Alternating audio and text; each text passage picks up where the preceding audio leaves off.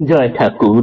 শ্রী শ্রী রামকৃষ্ণ পুঁথি তৃতীয় খণ্ডের অন্তর্গত কেশব চন্দ্রের কৃপাদান এই অধ্যায় থেকে আজ আমরা তৃতীয় দিন পাঠ করছি 350 পর্ব, পৃষ্ঠা সংখ্যা 226 থেকে 227 কিছু অংশ পর্যন্ত।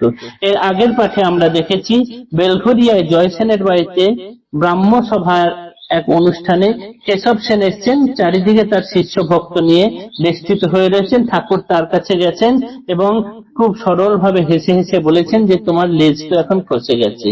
এই কথা শুনে তার পাশে যে ভক্ত শিষ্য বা চেলারা ছিলেন তারা হেসে উঠেছেন এবং এই কথার তারা গূঢ় অর্থ যেটি সেটি ধরতে পারেননি। কিন্তু তাতে কি হবে, কেশব সেন হচ্ছেন একজন মহৎ ব্যক্তি। একটি কয়লার ইঞ্জিন যেমন পিছনে শত শত ময়লার বগিকে টেনে নিয়ে যাওয়ার ক্ষমতা রাখেন, ঠিক সেরকম একজন সজ্জন বা সাধু ব্যক্তিও অনেক মলিন মনের মানুষ বা নিচু মানের ব্যক্তিদেরকেও উতরিয়ে দেওয়ার জন্য বা সৎ পথে নিয়ে যাওয়ার জন্য ক্ষমতা রাখেন একজন সৎ ব্যক্তি। কেশব সেন তাদের মতোই একজন। তিনি এই মানুষদের দ্বারা বেষ্টিত হয়েছিলেন এবং চেলারা হেসে উঠেছেন বলে একটু হয়তো অপ্রস্তুত হয়ে গেছেন, কিন্তু এই যে তার সাঙ্গপাঙ্গ বা শিষ্যগণরা তারা ঠাকুরের কথা বুঝতে না পারলেও যেহেতু সৎসঙ্গ করছেন একদিন না একদিন তাদের হরিদর্শন হবেই, এই কথা বলে আগের দিন আমরা শেষ করেছিলাম। তার পরের অংশ হচ্ছে এইটাই যে কেশব সেনকে ঠাকুর যে বলেছিলেন না যে তোমার তো লেজ তো খসে গেছে, এই কথার আজকে তিনি অর্থ ভেঙে দেবেন, সেটি আজ পাঠ করব। বন্দী শিষ্যগণ সহ কেশব চরণে যাহাদের সঙ্গে প্রভু মিলিয়া বাগানে, শিষ্যদের অল্প বুদ্ধি বুঝিয়া কেশব তখনই বলিল সবে হইতে নীরব। হাসির তো কথা নয়, বুঝো কি কথায়, সহজে সাধুর বাক্য বুঝা নাই যায়। অবশ্য গভীর অর্থ আছে বর্তমান, ভালো রূপে বিশেষিয়া কর প্রণিধান। এত শুনি ভাঙ্গিয়া বলিল পরমেশ, এখনো নাহিক বাহ্য অঙ্গে ভাব আবেশ। কেশব সেনের কাছে ঠাকুর ওই লেজ খসে গেছে এই কথা বলায় তার শিষ্য ভক্তরা হেসে উঠেছেন। সেই হাসির রেশ থামানোর জন্য এবার কেশব সেন বলছেন, থামো তোমরা, অত কি বুঝবে তোমরা, সাধুর কথা বোঝা অত সহজ নয়। নিজে কথা বলেছেন, তাতে গভীর অর্থ আছে। তিনি ঠাকুরকে বুঝেছেন। ওই যে আসার সঙ্গে সঙ্গে আমরা দেখেছি না যে চোখে চোখে তাদের সঙ্গে ভীষ্ম অর্জুনের যেমন সরসঞ্চালনে কথা হয়েছিল, কেশব সেনের সঙ্গেও ঠাকুরের সেরকম কিছু হয়েছে। ফলে তিনি ঠাকুরকে সেরকম কিছু বুঝেছেন। তাই তিনি তার শিষ্য ভক্তদেরকে বলছেন, সাধুদের কথা অত সহজে বোঝা যায় না। তিনি যখন এই কথা বলেছেন এর কোনো গূঢ় অর্থ আছে, তোমরা সেটা না জেনে এরকম হেসো না, তোমরা থামো, চুপ করো, বোঝার চেষ্টা করো। এইবার ঠাকুরের বাহ্য আবেশ যে সেটি কমে গেছে, তিনি স্বাভাবিক হয়েছেন। তিনি এখন ভেঙে বলছেন যে ব্যাঙাচির লেজ খসা ব্যাপারটা কি।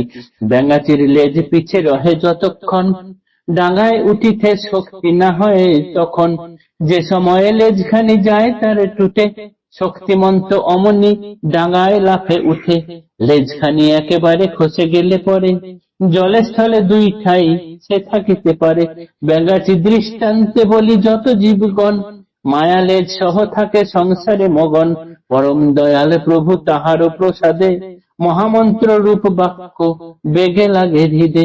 শক্তিময় প্রভু বাক্য লক্ষ্য যে এখানে, কাহারও এড়ানো নাই অব্যর্থ সন্ধানে। কি কব শক্তির কথা প্রভু বাক্য ধরে, পলকে দুর্বেদ্য মায়া ছারখার করে।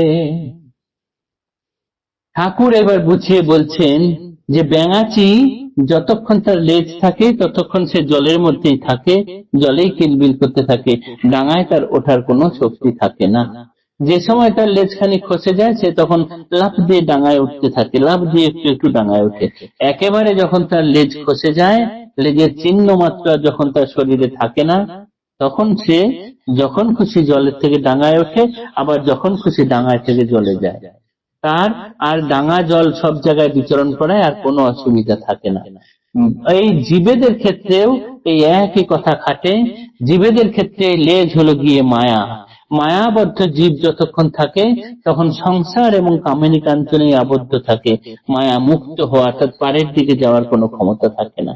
যখন এই মায়াকে আস্তে আস্তে কমতে থাকে এবং আস্তে আস্তে তখন জীব কি করে না শিবের দিকে অগ্রসর হয়।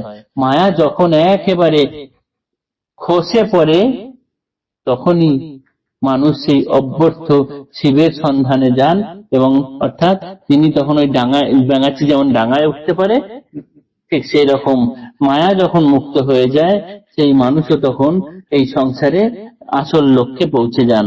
তখন তিনি চাইলে কামিনী কাঞ্চনের সংসারেও থাকেন, কখনো সংসার থেকে বাইরে থাকেন, তাতে তার কিছু যায় আসে না।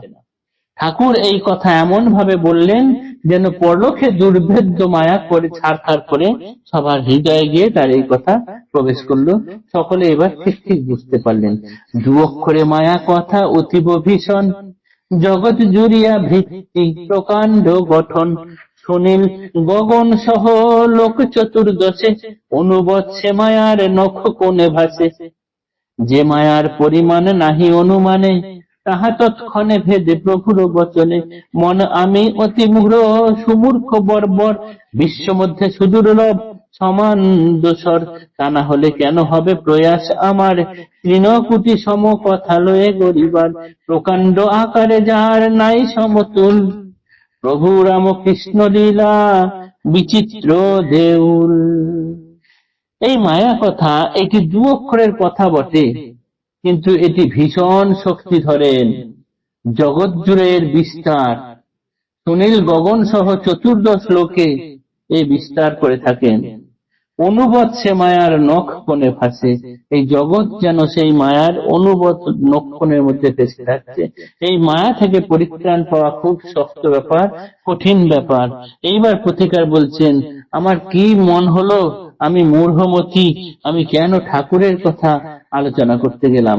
কথা দ্বারা, বাক্য দ্বারা এই রাম ও কৃষ্ণ লীলা কথা বোঝানো খুব শক্ত ব্যাপার। জানি না ঠাকুরের এই রাম ও কৃষ্ণ লীলা কথা কতটুকু আমি এই বাক্য দ্বারা বা এই লেখা দ্বারা প্রকাশ করতে পারবো। জয় ঠাকুর।